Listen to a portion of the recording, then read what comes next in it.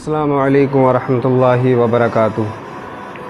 आज की जो वीडियो है इसमें सिर्फ इतना बताऊंगा। मैं कुछ लोगों का पूछना होता है कि हम सदका फ़ित्र किसे दें, तो जिसे आप ज़कात दे सकते हैं उसे सदका फ़ित्र भी दे सकते हैं। सबसे पहले हम लोगों को ये देखना चाहिए कि हमारे करीबी रिश्तेदारों में कौन है सबसे ज़्यादा गरीब, और जो ऐसा है ज़रूरतमंद जो अपने मुंह से भी नहीं कह सकता और ना मांग सकता और ना भीख मांगता है वो, तो इस टाइप के लोगों की मदद करना चाहिए। और हम लोगों को ऐसे ही लोग ढूंढना चाहिए, क्योंकि मांगने वाले जो लोग होते हैं उन्होंने एक ये अपना वो काम बना लिया है, वो मांगते ही मांगते हैं। लेकिन कुछ लोग ऐसे हैं जो मेहनत मजदूरी करते हैं लेकिन फिर भी उनमें कमी रह जाती है, मतलब ज़रूरत रहती है हर चीज़ की, पैसे वैसे की। तो उन लोगों की मदद करें जो मुंह से भी नहीं कहते हों आपसे। और सबसे पहले आपके रिश्तेदार, अगर आपके रिश्तेदारों में ऐसा कोई नहीं हो तो पड़ोसी जो सबसे गरीब हो आपके मोहल्ले में, फिर आप किसी को चाहें मिस्कीन को दे सकते हैं।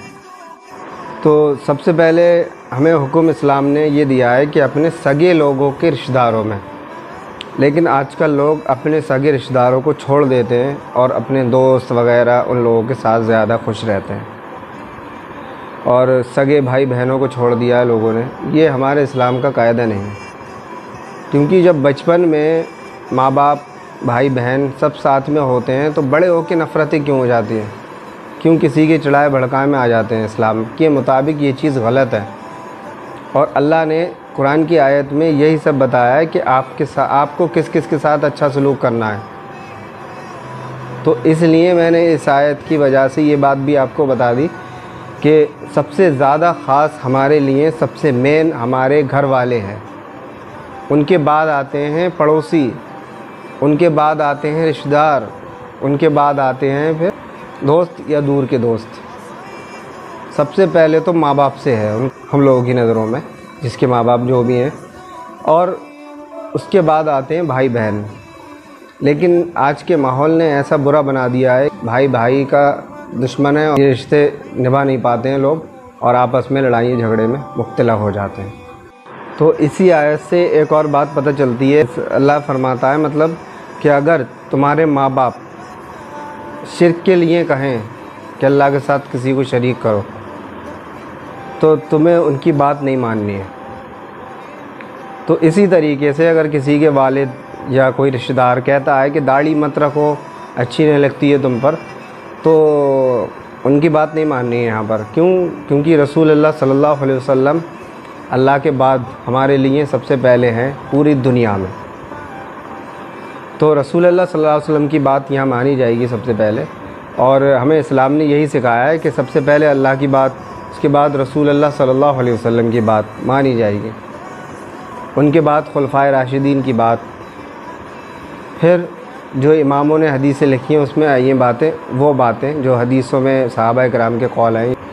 इसके बाद भी हमें कोई किसी की बात मानना हुज्जत नहीं है। अब जैसे कुछ लोग होते हैं मजबूर, जो बहुत कट्टर घराने से होते हैं फ़िरके वाले, तो बच्चे बेचारे टेंशन में होते हैं कि हमारे माँ बाप कहते हैं कि ज़ारतों से दुआ मांगो और हम नहीं मांगते। तो ज़ारतों से दुआ मांगना शिर्क है, खुला शिर्क है बिल्कुल। तो इसमें तो कोई कंप्रोमाइज़ ही नहीं होगा।